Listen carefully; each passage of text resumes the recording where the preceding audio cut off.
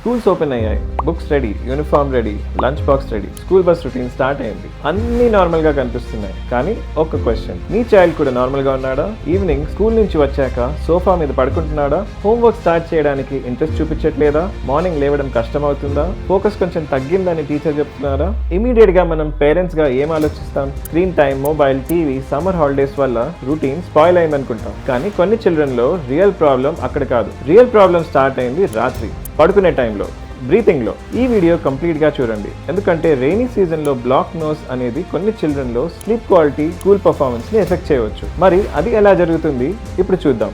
నేను మీ doctor Tejas Melkote, paediatric and airway dentist. Let's begin.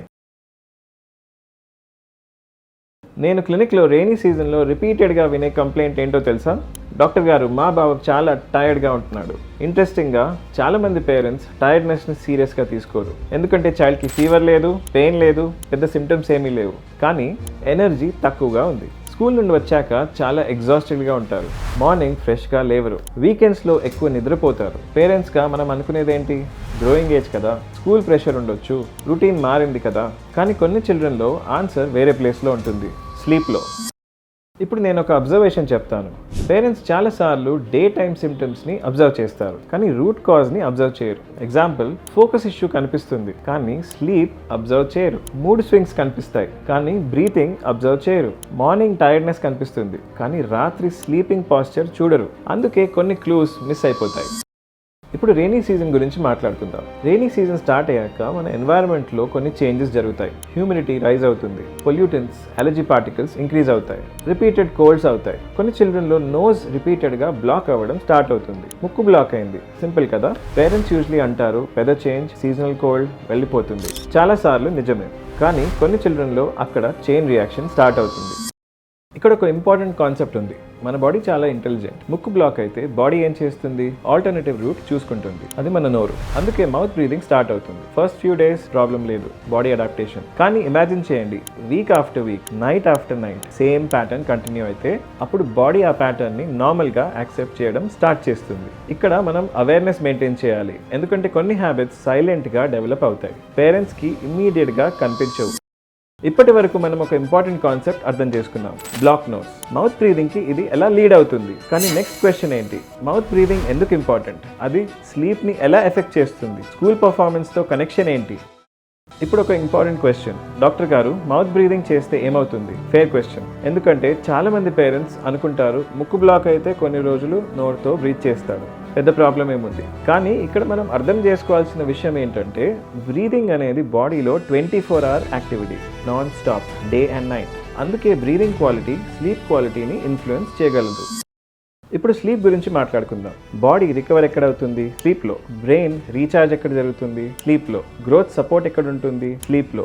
అందుకే స్లీప్ క్వాలిటీ చాలా ఇంపార్టెంట్. అవర్స్ ఆఫ్ స్లీప్ మాత్రమే కాదు, క్వాలిటీ ఆఫ్ స్లీప్ కూడా ఇంపార్టెంట్. ఇమాజిన్ చేయండి, చైల్డ్ 9 hours బెడ్లో ఉన్నాడు, కానీ బ్రీతింగ్ స్మూత్గా జరగట్లేదు. రిపీటెడ్గా మౌత్ బ్రీదింగ్ చేస్తున్నాడు, రెస్ట్లెస్గా బెడ్ అంతా తిరుగుతున్నాడు. మార్నింగ్ లేచిన తర్వాత 9 hours బెడ్లో ఉన్నా సరే ఫ్రెష్గా ఫీల్ అవ్వకపోవచ్చు.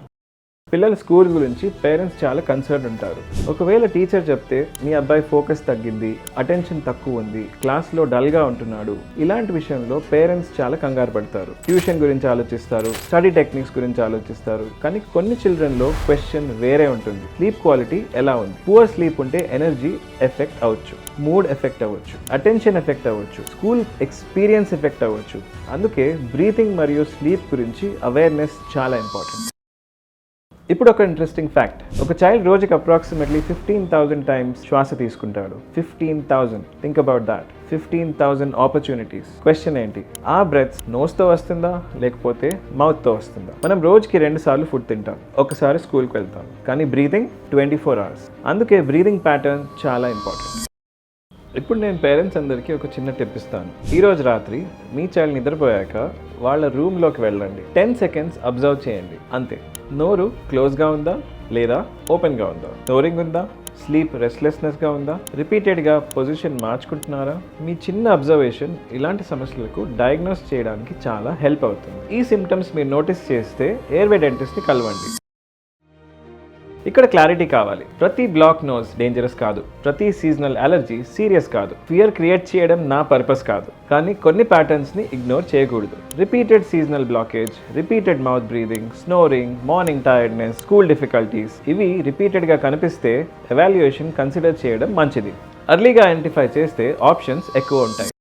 పేరెంట్స్, ఈ వీడియో నుండి ఒక మెసేజ్ గుర్తుపెట్టుకోండి. రెయినీ సీజన్లో మనం స్కూల్ బ్యాగ్స్ గురించి ఆలోచిస్తాం, బుక్స్ గురించి ఆలోచిస్తాం, యూనిఫామ్స్ గురించి ఆలోచిస్తాం, వ్యాక్సినేషన్స్ గురించి ఆలోచిస్తాం, కానీ బ్రీదింగ్ గురించి చాలా తక్కువ ఆలోచిస్తాం. హెల్దీ బ్రీదింగ్ హెల్దీ స్లీప్కి సపోర్ట్ చేస్తుంది, హెల్దీ స్లీప్ హెల్దీ డెవలప్మెంట్కి సపోర్ట్ చేస్తుంది. కాబట్టి ఈ రోజు రాత్రి మీరు ఆ 10 సెకండ్ టెస్ట్ చేయండి. మీ ఆన్సర్ అక్కడే స్టార్ట్ అవ్వచ్చు. పేరెంట్స్, చాలామంది పిల్లలు సిమ్టమ్స్ చూపిస్తారు, కానీ వాళ్ళకి ప్రాబ్లం ఉంది అని చెప్పలేరు.